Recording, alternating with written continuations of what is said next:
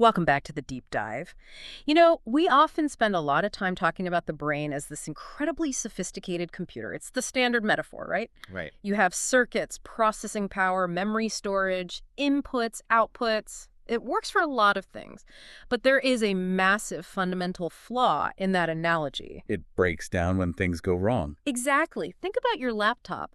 When a computer overheats or hits a fatal error, a blue screen of death, what does it do? It shuts down. It shuts down. It protects itself. The screen goes black, the fans spin down, and it sits there until you reboot it. It crashes to safety. Right. It defaults to a state of rest, a safe state. But the human brain, it doesn't do that. Yeah. When the brain encounters a specific type of catastrophic error, it doesn't shut down. It revs up. It goes full throttle, redlining the engine until the machinery literally melts from the inside out.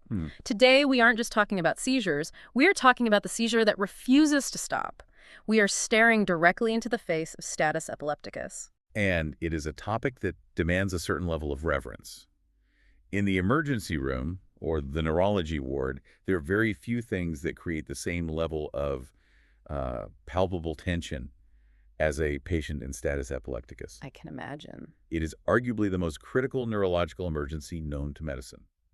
It's a house fire that is already burning out of control by the time the fire trucks, the doctors even arrive. We have a massive stack of source material to get through today, specifically Chapter 57, simply titled Status Epilepticus. Our mission is to decode the timeline of this event. We want to understand the biological chaos occurring in the brain, the why, and then trace the algorithm, the step-by-step battle plan that doctors use to try and shut it down. And just to be clear for everyone listening, we are focusing specifically on generalized convulsive status epilepticus, or GCSE. Okay. This is the one people recognize from movies or TV, though it's much, much more harrowing in real life. Yeah. The full-body tonic-clonic activity. Unconscious. Violent shaking. It is the most common form and, without question, the most dangerous. Let's start with the definition, because right out of the gate, the source material throws us a curveball. I think if you asked a layperson, or even some medical students, what constitutes status epilepticus, they would give you a specific time limit. They would. They'd say it's a seizure that lasts 30 minutes. That is the traditional textbook definition. Yeah. You'll see that in the older literature especially. Yeah. Status epilepticus is defined as any seizure lasting more than 30 minutes. Okay. Or, and this is a crucial addition, it can be recurrent seizures, one after another, where the person doesn't wake up, they don't regain consciousness in between the episodes. Okay, so 30 minutes, that feels like an eternity if you're watching someone seize. But then, literally on the same page, the recommendation for treatment pivots and says, aggressive treatment is strongly recommended after just 5 minutes. Right. So help us reconcile that. If the definition is 30 minutes, why are we hitting the panic button at minute 5? It comes down to a distinction between let's call it a mechanistic definition, and an operational guideline. The 30-minute mark isn't arbitrary. That is based on animal data and human studies showing that after 30 minutes of continuous seizing, the brain begins to suffer irreversible neuronal injury. That is the cliff edge. If you fall off that cliff, neurons die. So 30 minutes is the point of no return. It's the point where the risks of long-term damage just skyrocket. Yeah. But think about it logically. You don't wait until the car is dangling off the cliff to hit the brakes. Right. You hit them before. The reason we treat at 5 minutes is statistical. We know that the average seizure, the typical epileptic seizure that people live with, usually stops on its own in less than 2 minutes. So the body has its own brakes. Exactly. But if a seizure's been going on for 5 minutes, statistics tell us that the body's natural braking mechanisms have probably failed. It is statistically unlikely to stop on its own after that point. Ah, I see. So, operationally, status epilepticus begins at 5 minutes because that's when the medical team has to intervene to prevent the patient from ever reaching that lethal 30-minute mark. That makes perfect sense. It's proactive versus reactive. We treat at 5 to save them from 30. We call this concept time is brain, right? Exactly. Time is brain. It's a phrase borrowed from stroke care, but it applies perfectly here. Every single minute matters. Before we get into the drugs and the paramedics and the sirens, I want to go under the hood. You mentioned the body's natural braking mechanisms failing. What does that actually mean? What is happening at the cellular level that turns a spark into an inferno? To understand that, you have to visualize the neuron. It's not just a wire. It's a biological battery. Yeah. It relies on a delicate balance of electrical potential. Okay. In a healthy brain, everything is a negotiation between two opposing teams. You have the excitatory system, let's call them the gas pedal, and the inhibitory system, the brake pedal. Who are the drivers for these teams? Who are the key players? The captain of the gas pedal team is a neurotransmitter called glutamate. Glutamate. It's the primary excitatory chemical in the brain. Along with helpers like calcium, sodium, substance P, and neurokinin B, glutamate tells the neuron to fire. When glutamate binds to its receptors, specifically the NMDA and AMPA receptors, it opens the floodgates. Floodgates for what? For ions. It allows calcium and sodium to rush into the cell. That influx of positive charge is the signal. It screams, action, fire. And the brakes. What's the other side of that coin? That's the GABA system, gamma-aminobutyric acid. When GABA is released and binds to its receptors, the GABA-A receptors, it opens channels for chloride or potassium. So negative charges. Exactly. These are negatively charged or they stabilize the cell. It hyperpolarizes the neuron. It effectively says, calm down, chill out, stop transmitting. So normally, in you or me right now, these two are in a perfect tango. Fire, rest, gas, brake. Correct. But in status epilepticus, the music stops and the tango turns into a brawl. Something triggers a massive, sustained release of glutamate. The gas pedal gets stuck to the floor, the NMDA receptors are hammered open, and calcium floods the neurons continuously. And calcium is good for strong bones, but I take it that too much inside a brain cell is bad news. It's catastrophic. Intracellular calcium is a trigger for all sorts of enzymatic pathways that essentially digest the cell from the inside. It leads to what we call excitotoxicity. Excitotoxicity. The neurons are literally being stimulated to death. They're exhausted, and then they die. But where is GABA in all this? Why aren't the brakes working? I mean, usually if you floor the gas, you can still slam on the brakes. This is the most terrifying part of the pathophysiology, and it's something the source material really emphasizes. It's not just that the gas is stuck, the brakes effectively get cut. There is a phenomenon called receptor trafficking. Receptor trafficking, that sounds strange. It is. As the seizure drags on, the synapses literally pull the GABA receptors inside the cell. They internalize them. They remove them from the surface of the neuron. Wait, so the physical keyholes that catch the stop signal, they just disappear? They are packed away. So even if the body releases GABA, or even if we inject a drug that mimics GABA to try and stop the seizure, there are fewer and fewer places for it to bind. Wow. The longer the seizure lasts, the fewer brakes you have available to use. This is why a seizure that has been going on for an hour is exponentially harder to treat than one that's been going on for 10 minutes. The brain is actively fortifying itself against treatment. That is a chilling image. The brain is dismantling its own safety systems while the fire is raging. Now, the text breaks this timeline down into two distinct phases, phase 1 and phase 2. This isn't just about what's happening inside the skull. The rest of the body is going on a wild ride, too. Right. You have to remember a seizure is a massive electrical storm, and that electricity spills out into the autonomic nervous system. Phase 1 is what we call the compensation phase. Okay. This covers roughly the first 30 minutes. What does that look like from the outside? What would a paramedic see? The body senses the crisis. The brain is firing uncontrollably, demanding fuel. So the body dumps massive amounts of adrenaline, epinephrine, and norepinephrine into the bloodstream. So fight or flight. It's the ultimate fight or flight response, but there is no one to fight and nowhere to run. So everything speeds up. Clinically, you see hypertension, blood pressure through the roof, tachycardia. The heart is racing. You might see cardiac arrhythmias because of all that adrenaline. The temperature spikes, they get a fever, and the muscles are contracting so violently that they can actually start to break down. Muscle breakdown? You mean literally? Yes. It's called rhabdomyolysis. The muscle fibers tear apart from the force of the convulsions, releasing proteins into the blood that can clog the kidneys and cause kidney failure. It's a violent physical event. But the body is doing this to try and help, right? It's trying to pump blood to the seizing brain. Exactly. It's compensating. It's desperately trying to meet the insane metabolic demand. But you can't run an engine at 200% capacity forever. No. Eventually you blow a gasket. And that leads us to phase 2. This is the decompensation phase. This usually sets in around that critical 30-minute mark. So right at that point of no return. Right. The systems start to fail. The heart gets exhausted. Instead of high blood pressure, you get hypotension. The pressure drops. Which is a disaster because now you can't push blood into the brain against gravity. Precisely. Cerebral blood flow is compromised. The patient develops respiratory failure. They become hypoxic, running out of oxygen. And critically, their glucose levels might drop. Or even if they look normal on a lab test, the brain is consuming sugar so fast that the neurons are effectively starving. This is when the real damage cements itself. There was one detail in the description of phase 2 that I found particularly insidious. The text mentions that in prolonged seizures, the shaking might actually stop. That is the silent threat. We call it electromechanical dissociation. That sounds technical, but what does it mean for the person watching, for the doctor? It means the patient is exhausted. The muscles literally run out of energy, or the chemical environment is so acidic that they stop responding to the nerve signals. So the patient stops convulsing.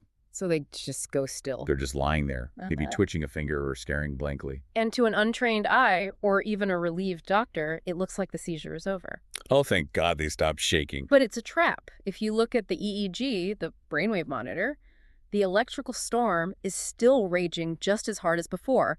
The brain is still frying, but the body has given up the ghost. So you stop treating. If you stop treating because the shaking stopped, you are letting that patient's brain sustain permanent injury.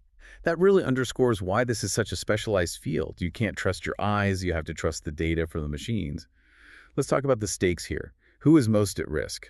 The source breaks down morbidity and mortality by age. It's a U-shaped curve, generally. The very young and the very old are most vulnerable. Good. In the elderly, mortality from status epilepticus is around 38%. 38%. That is staggeringly high. Nearly 4 out of 10 patients. Compare that to adults, which sits around 20%, or children at 16%. Yeah. The elderly face such high odds because their physiology is fragile. An 80-year-old heart and vascular system just cannot handle the massive stress of phase 1 and phase 2. They just don't have the reserve. They can't compensate as well. Plus, the underlying causes in the elderly are often severe things like massive strokes or brain tumors. And neonates, newborns are the other high-risk group. Yes, but for them, the risk is less about immediate death and more about sequelae long-term neurological damage. Right. Their developing brains are incredibly sensitive to that excitotoxicity we talked about. A bad episode of baby can alter their development forever. The most sobering statistic in the document, though, brings us back to time is brain.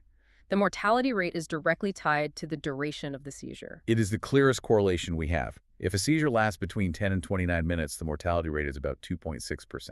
Okay, so that's serious, but it seems manageable. It is. But once you cross 30 minutes, that rate jumped to 19%. That's nearly a 10-fold increase just by crossing that threshold. That's a huge jump. It's a cliff. And if it goes over 60 minutes, 32%. 1 in 3 patients won't make it. That is why we are so aggressive. Every minute that ticks by isn't just a minute of lost time. It is a percentage point of survival slipping away. All right. We understand the mechanism, the gas versus the brakes. We see the danger of the phases, and we know the clock is ticking loud and fast. Let's shift gears to the solution, the algorithm. This is a highly structured, step-by-step battle plan. Let's start at the beginning. Pre-hospital care. The ambulance has just arrived at the scene. The paramedics are the tip of the spear here. Their priority is stabilization, airway, breathing, circulation, the ABCs. Got the gigs. Always the basics first. They need to get oxygen on the patient immediately because that brain is hypoxic. They need to check vitals, and critically, they need to check blood glucose. Because low blood sugar hypoglycemia can look exactly like a seizure. It can cause a seizure. And if the cause is low sugar, no amount of anti-seizure medication will fix it. You need sugar. But, and this is a massive but, there is a very specific rule in the text about how to give that sugar. Thiamine before glucose, I saw that. Right. In adults, the protocol is to administer 100 milligrams of thiamine vitamin B1 before you push the IV dextrose, the sugar. Why? What happens if you give the sugar first? You risk triggering a condition called Wernicke's encephalopathy. It's a terrifying outcome. Essentially, your body needs thiamine to metabolize glucose. It's a necessary cofactor in the Krebs cycle, the energy production cycle in your cells. Okay, right. If a patient is malnourished, say an alcoholic with a poor diet, which is a common scenario, they might be thiamine deficient. They're running on empty. If you dump a massive load of glucose into their system, the little thiamine they have left gets consumed instantly trying to process that sugar. It burns up the reserve. Instantly. And when the brain runs out of B1 completely, it causes acute necrosis tissue death in specific parts of the brain, like the mammillary bodies. Oh. It causes confusion, ataxia, loss of coordination, and eye movement paralysis. It's often permanent. So the rule is ironclad. Thiamine first, then the sugar. Protect the brain while you feed it. That is a fascinating piece of metabolic trivia that saves lives. Okay, basics are done. We need to stop the shaking.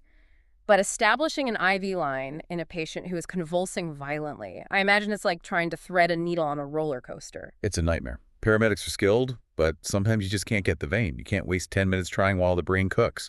Yeah. So the algorithm gives us options. The text mentions rectal diazepam and intramuscular midazolam. Rectal diazepam diastat was the standard for a long time, especially in kids. But in adults, it's undignified, it's difficult to manage in a public setting, and the absorption can be erratic. Not ideal.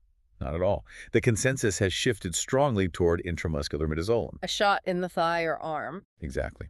Midazolam is unique among the benzodiazepines because it is water-soluble at a low pH. This means when you inject it into the muscle, it diffuses very rapidly into the bloodstream. It's fast, it's reliable, and you don't need a vein. If you can't get an IV, you stick them with midazolam. Okay, the patient is loaded up and transported. We are now crossing the threshold into the emergency room. This is the initial hospital care phase. 0 to 10 minutes on the hospital clock. We have IV access now. What is the weapon of choice? The gold standard is the lorazepam. We've mentioned diazepam and midazolam. Why is lorazepam the king of the ER? They're all in the same family of drugs, right? They are. They're all benzodiazepines. To understand this, we have to talk about lipophilicity, how much a drug loves fat. Okay. Diazepam is extremely lipophilic. It loves fat. So when you inject it at delivery, it rushes into the brain instantly because the brain is a fatty organ. It stops the seizure fast. That sounds perfect. Why isn't it the winner? Because it loves fat too much. It doesn't stay in the brain.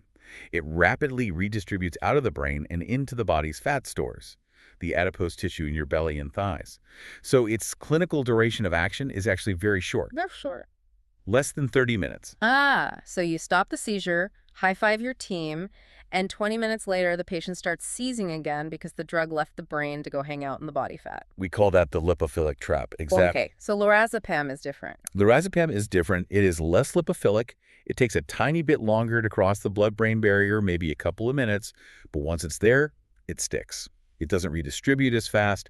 Its duration is 12 to 24 hours. So it's more stable. It locks the brakes down and keeps them down. Now, there's a safety warning attached to both of these drugs in the source material. It warns about propylene glycol. What is that? It's the solvent. Lorazepam and diazepam don't dissolve in water. To get them into a liquid form for injection, they are dissolved in propylene glycol, which is chemically very similar to antifreeze. That does not sound like something you want in your veins. It's necessary, but it carries risks. If you push these drugs too fast or give too high a dose, the propylene glycol itself becomes toxic. It can cause hypotension and significant cardiac dysrhythmias. So it can mess up the heart. It's also very caustic to the veins. So even in this rush, the doctor has to be careful. You can't just slam the plunger down. You have to push it slow enough to save the heart, but fast enough to save the brain. It's a high-stakes balancing act. Speed versus safety. Okay, let's say we've given the lorazepam. We've waited 5, maybe 10 minutes. The patient is still seizing. Now the anxiety level in the room goes up a notch. The first line has failed. We are entering established status epilepticus. We are in the 10 to 30-minute window. The benzos didn't hold. What's the next move? We move to the haudantoins, specifically phenytoin or phosphonycoin. These are longer-acting antiepileptic drugs. They work differently. They block those sodium channels we talked about, preventing the neurons from firing so rapidly. Phenytoin is a name a lot of people might know. Dilantin. It's been around forever. It has, since the 1930s. But honestly, it's a dirty drug. It's difficult to use safely. Dirty how? What are the problems with it? Well, like the benzos, it requires propylene glycol. Yeah. But it is even more sensitive. You cannot administer phenytoin faster than 50 milligrams per minute. If you do, you risk severe hypotension and arrhythmias. So it can crash their blood pressure. In an elderly patient with a weak heart, pushing phenytoin too fast can literally stop their heart. And there was a horrific side effect mentioned called purple glove syndrome. Yes. This is the stuff of nightmares for ER nurses. Phenytoin is extremely alkaline. It has a pH of around 12. It's basically liquid drain cleaner. Wow. If the IV infiltrates, meaning the needle slips out of the vein and the drug leaks into the tissue of the hand, it causes rapid necrosis. The tissue dies. It dies. The hand turns purple, swells up, and becomes incredibly painful. It can lead to compartment syndrome and even amputation. That is a massive risk to take. So knowing that, why do we use it? Or rather, is there a better version? That's why phosphonitone was invented. It is what we call a prodrug. Break that down. What is a prodrug? Phosphonitoin itself doesn't stop seizures. It's inactive, but it is water-soluble. It's a phosphate ester. So you can inject it without propylene glycol. No antifreeze. No antifreeze. It's much gentler on the veins, no purple glove syndrome. Once it's in the blood, the body's enzymes cleave off the phosphate group and turn it into phenytoin. So it turns into the active drug inside the body. Correct. And because it's water-soluble, you can infuse it 3 times faster, up to 150 milligram equivalents per minute. It gets the therapeutic level up much quicker with less risk to the heart. So phosphenytoin is safer and faster. That begs the question, why don't we just use that as the very first drug? Why mess with benzos at all? Because of that conversion time. It takes about 15 minutes for the phosphenytoin to be converted into active phenytoin in the body. Ah, okay. In status epilepticus, 15 minutes is an eternity. Remember, the damage starts peaking at 30 minutes. We need the benzos to stop the seizure now. The phosphenytoin's there to make sure it stays stopped later. I see. The benzo is the emergency handbrake you pull to stop the car. The phosphenytoin is putting the transmission in park. That's a great analogy. Yeah. Let's say the parking brake fails too. We are now past the 30-minute mark. We are approaching an hour. We've given the lorazepam. We've loaded them with phosphenytoin. Maybe we even tried phenobarbital. And the patient is still seizing. Now we are in the realm of refractory status epilepticus. This happens in about 10 to 15% of patients. And frankly, this is where the medical team starts to sweat. The mortality rate is now climbing toward that 32% mark. The standard drugs aren't working. The receptors aren't listening. What do we do? What's left? When the standard drugs fail, we have to change the goal. We stop trying to just treat the seizure and we decide to shut the brain down completely. We induce a therapeutic coma. General anesthesia. Correct. Yeah. We intubate the patient, put them on a ventilator because they won't be breathing on their own, and we start continuous infusions of heavy anesthetic agents. The goal is something called burst suppression. What does that look like on a monitor? We want to see the EEG line go flat. Isoelectric. We want to silence the electrical activity of the brain almost entirely, with just brief little bursts of activity every few seconds to show us the brain is still there. So you're rebooting it. We are essentially pulling the plug on the computer to force a hard reboot. And what drugs do we use for this nuclear option? The text lists 3 heavy hitters. The 3 main options are midazolam, pentobarbital, and propofol. Let's break them down. We used midazolam earlier in the ambulance. Why use it again? Now we are using it as a continuous drip at very high doses. It has a response rate of about 80%, which is decent, but it has a major downside called tachyphylaxis. Which means? Tolerance. The body gets used to it incredibly fast. You start the drip, the seizures stop, an hour later they start again, you turn the drip up. And you just keep chasing it. You end up chasing the seizure with higher and higher doses. And when you try to wean them off, the seizure recurrence rate is over 50%. It's hard to get out of the midazolam trap. That doesn't sound ideal. What about pentobarbital? Pentobarbital is a barbiturate. This is the heavy artillery. It has the highest efficacy 92% response rate. If you absolutely need to stop the seizure, this is the drug. And the recurrence rate is low, only about 12%. But there's a cost, right? There is always a cost. A huge cost. Pentobarbital is a myocardial depressant. It crushes the heart's ability to pump.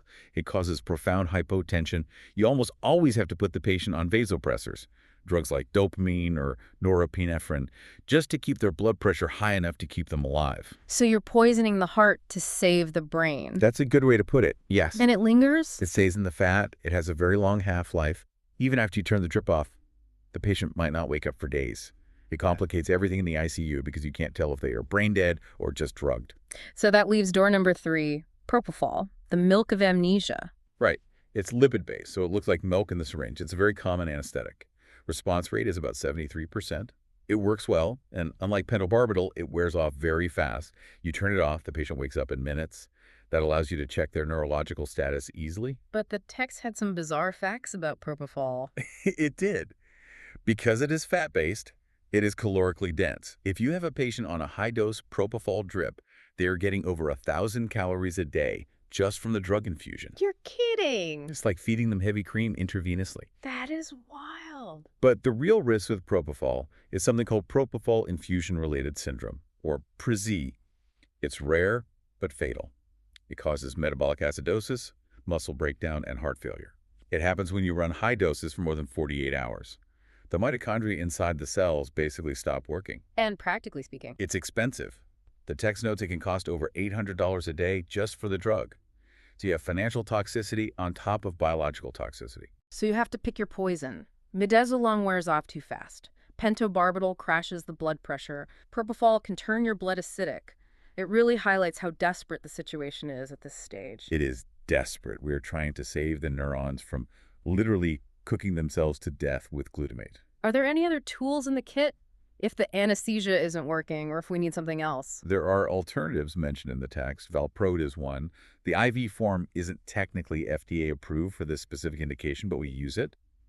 Levetiracetam, or Keppra, is another very common seizure drug. I've heard of that one. We can give huge doses, up to 3,000 milligram, but the source notes it has a ceiling effect. Meaning? Meaning giving more doesn't help. Once you hit that ceiling, you aren't getting any more seizure suppression. So it's good, but it has limits. What about topiramate? That's tricky because it's usually a pill. You have to crush it up and put it down a feeding tube and nasogastric tube. It takes hours or days to really get into the system. So it's not for the emergency phase. It's for trying to transition them off the heavy stuff later. There was one drug mentioned that sounded completely counterintuitive, lidocaine. Yes, lidocaine, the numbing medicine your dentist uses. Right. But isn't lidocaine known to cause seizures at high doses? It is. That's the lidocaine paradox. It's a sodium channel blocker, like phenytoin. At very specific controlled doses, it can suppress seizure activity in the brain. But if the levels get too high, specifically over 8 milligl, it becomes proconvulsant. So it does the opposite of what you want. It actually causes seizures. It's a tightrope walk. It's a razor's edge. The text explicitly says it is not recommended unless everything else failed. It is a Hail Mary pass when you've run out of all other options. I want to circle back to the monitoring. We talked about the silent threat earlier, the electromechanical dissociation. If we have a patient in a pentobarbital coma, they definitely aren't shaking. They are paralyzed. How do we know if we are winning? This is where the EEG, the electroencephalogram, becomes the most critical tool in the room. You literally cannot treat refractory status epilepticus without continuous EEG monitoring. Because you are flying blind otherwise? Completely blind. Yes. You have chemically paralyzed the patient. You need to see the electrical waves. You need to see that flat line or that burst suppression pattern. If you don't have an EEG hooked up, you might think you've won because the patient is still, well, their brain is still in a high voltage storm, sustaining permanent damage. So it's non-negotiable. It is non-negotiable standard of care at that stage. So let's zoom out and recap this journey. It feels like we've gone from the street corner to the deepest part of the ICU. Right. 0 to 5 minutes. We are stabilizing. Airway, oxygen. We are giving thiamine to protect against Wernicke's, then glucose. We are watching the clock. Correct. The absolute first steps. 5 to 10 minutes. The seizure hasn't stopped. We hit them with the benzodiazepines. 4-V-lorazepam is our gold standard because it stays in the brain. If we can't get an IV, we go IM midazolam. And we watch out for the breathing to slow down. Ready to assist. 10 to 30 minutes, the benzos failed. Now we need the long-acting agents. Fosphenytoin is preferred because it's safer and faster than phenytoin, no purple gloves. We are worried about cardiac arrhythmias and blood pressure. And we are hoping this breaks the cycle before the damage becomes permanent. We're really hoping this works. But if it doesn't, 30 to 60 minutes and beyond, we are in refractory status. The risk of death is climbing. We induce a coma. We bring out the midazolam, pentobarbital, or propofol. We hook up the EEG, and we pray for a flatline. That is the algorithm. It is a relentless escalation of force because the enemy we are fighting, uncontrolled electrical discharge, is relentless in destroying the brain. It really puts into perspective just how fragile the electrochemical balance of our consciousness is. We walk around every day assuming our neurons will fire when they're supposed to and stop when they're supposed to. It is a delicate machinery. And what's fascinating and terrifying is that this entire cascade, from the first twitch to the refractory coma, is driven by a simple failure of the brakes. The GABA system fails, the glutamate system runs wild, and the brain enters a self-destructive loop. I want to leave our listener with a thought that struck me while reading this. We often think of medicine as fixing something broken, like setting a bone or stitching a cut. But in the case of status epilepticus, it feels less like fixing a machine and more like negotiating a hostage situation. How so? The brain is holding itself hostage. The drugs we use, from Valium to phenobarbital, They aren't repairing the neurons. They are just chemical blunt instruments. We are flooding the system, forcing the doors shut, trying to suppress the activity long enough for the brain to remember how to regulate itself. We're just trying to quiet the noise. We are rebooting the system because the operating system has crashed. That's a profound way to look at it. And sometimes that reboot requires us to take the system all the way down to zero. It's crude, it's dangerous, but it is the only way to save the hardware. And sometimes saving the hardware takes everything we've got. That wraps up our deep dive into Status Epilepticus. It's heavy, complex, and incredibly high-stakes medicine. Stay curious and stay safe. We'll see you on the next deep dive.